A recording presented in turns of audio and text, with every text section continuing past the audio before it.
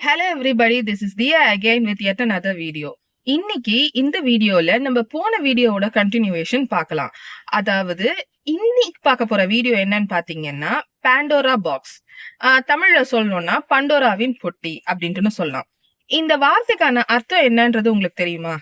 இந்த வார்த்தைக்கான அர்த்தம் என்ன அப்படின்றத இந்த வீடியோவோட கடைசியில நீங்களே புரிஞ்சுக்குவீங்க.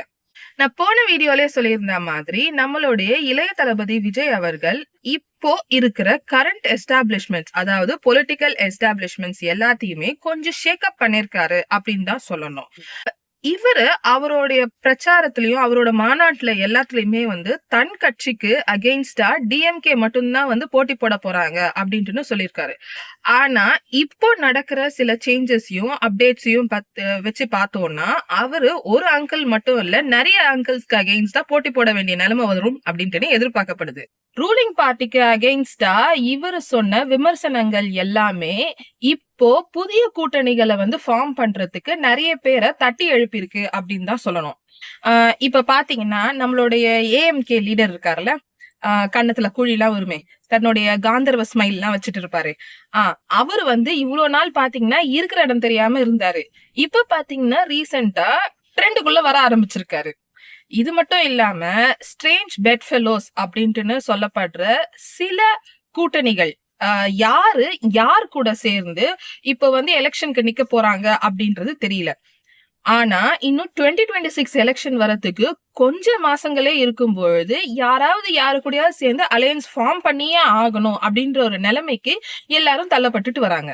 நம்மளுடைய இளைய தளபதி விஜய் அவர்களுடைய ரீசெண்டா நடந்த மதுரை மாநாட்டுக்கு அப்புறமா தி ஹிந்து என்ன சொல்லிருக்காங்கன்னு பாத்தீங்கன்னா ரீஅலைன்மெண்ட் ஆஃப் பொலிட்டிக்கல் ஃபோர்சஸ் அப்படின்ட்டு சொல்லியிருக்காங்க.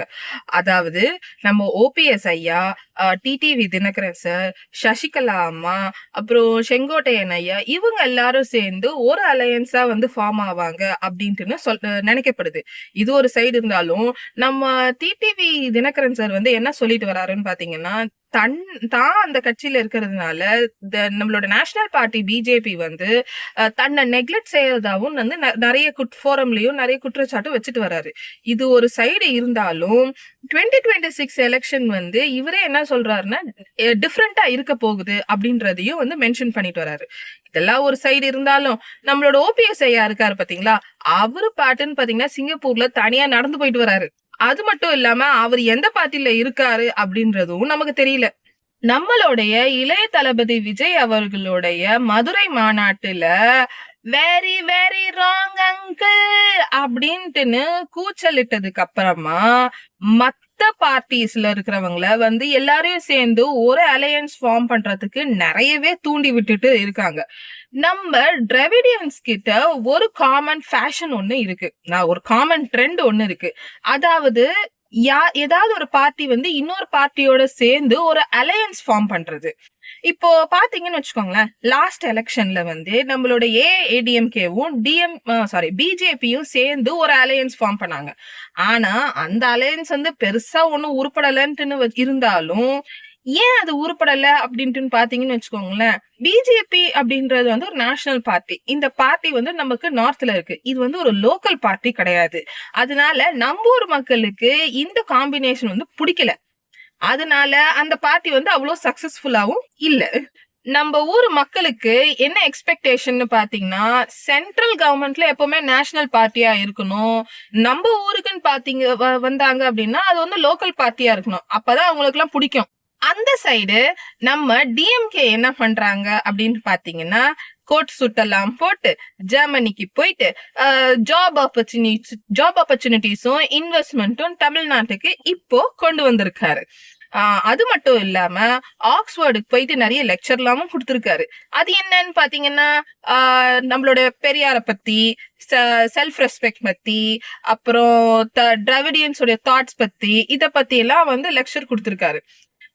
அது மட்டும் இல்லாம அவங்களுடைய பிரசன்ஸ காட்டணும் அப்படின்றதுக்காக ஒரு சின்ன ஷார்ட் பிலிம் கூட ரெடி பண்ணிருக்காங்க.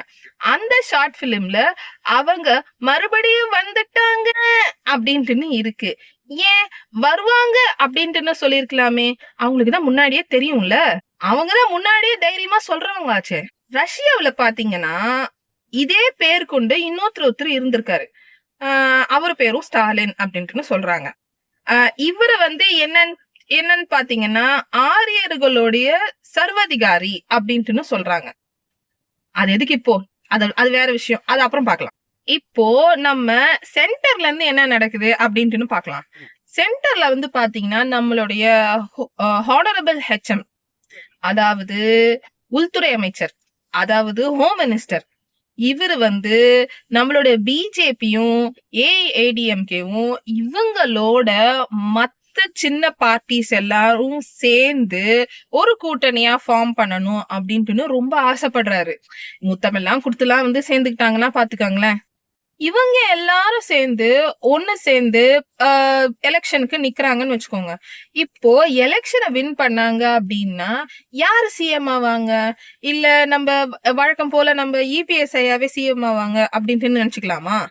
இதெல்லாம் இருந்தாலும் நம்மளுடைய அண்ணாமலை மிஸ்டர் அண்ணாமலை வந்து என்ன பண்ணிருக்காருன்னா அந்த மீட்டிங்ல காணவே இல்ல. எங்க போனாருன்னு தெரியல.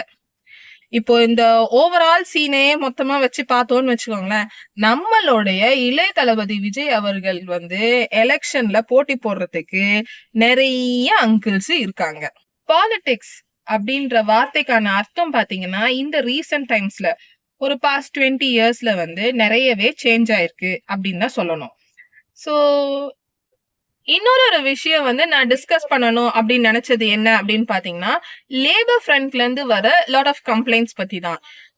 இப்போ ஒரு பில்டிங் கன்ஸ்ட்ரக்ஷன் பிளேஸே நம்ம எடுத்துக்கோமே, அங்க வந்து இப்போ இந்த ரீசன்ட் டைம்ஸ்ல வந்து டெமிலியன்ஸ் வந்து எம்ப்ளாய் பண்ணப்படுறது இல்ல. அதுக்கு பதிலா பீப்புள் அவுட் சைட் தமிழ்நாடு வந்து இங்க வந்து உட்காந்து அந்த ஜாப்ஸ் எல்லாத்தையும் எடுத்துக்கிறாங்க. இப்படி இருந்தா நம்மளுடைய தமிழியன் சோத்துக்கு எங்க போவாங்க தெரியல. அடுத்தது என்னோட பர்சனல் எக்ஸ்பீரியன்ஸ் ஒன்னு சொல்றேன். இப்போ 2 days முன்னாடி வந்து நான் வந்து ஸ்விக்கில ஆர்டர் பண்ணியிருந்தேன். ஓகேங்களா? சோ அந்த ஃபுட்டு பாத்தீங்கன்னா ரொம்ப கேவலமா டெலிவர் பண்ணியிருந்தாங்க. பேக்கிங்கும் சரியில்லை, ஃபுட்டும் சரியில்லைன்னு வச்சுக்கோங்களேன். அத வந்து நான் கம்ப்ளைண்ட் ரைஸ் பண்ணி கஸ்டமர் கேருக்கு கால் பண்ணா கஸ்டமர் கேர்ல இருந்து போன் எடுத்து எனக்கு ஹிந்தியில பேசுறாங்க. நான் ஒரு கஸ்டமர் ஒரு தமிழியனா இருக்கும் போது என்கிட்ட கஸ்டமர் சர்வீஸ்க்குன்னு வந்து நிக்க ஒரு பர்சன் வந்து ஏன் என்கிட்ட ஹிந்தியில பேசணும்? கஸ்டமர் தமிழியனா இருக்கணும், ஆனா கஸ்டமர் சர்வீஸ் விட்டு நீங்க ஹிந்தியில சப்போர்ட் கொடுப்பீங்களா? விஜய் அங்கிள், இதெல்லாம் உங்களுக்கு கேக்குதா?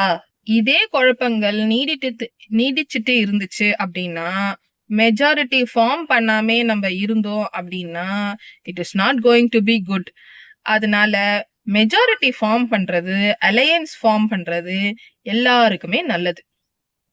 இப்போ இந்த வீடியோல இருந்து பாண்டோரா பாக்ஸ் அப்படின்ற வார்த்தைக்கான அர்த்தம் என்ன அப்படின்றத நீங்க புரிஞ்சிட்டு இருப்பீங்கன்னு நான் நினைக்கிறேன். சோ உங்களுக்கு இத மாதிரி ஏதாவது பொலிட்டிக்கல் இஷ்யூஸ் பத்தி டிஸ்கஸ் பண்ணணும் அப்படின்ட்டு ஒப்பீனியன்ஸ் இருந்ததுன்னா ப்ளீஸ் கமெண்ட் பண்ணுங்க.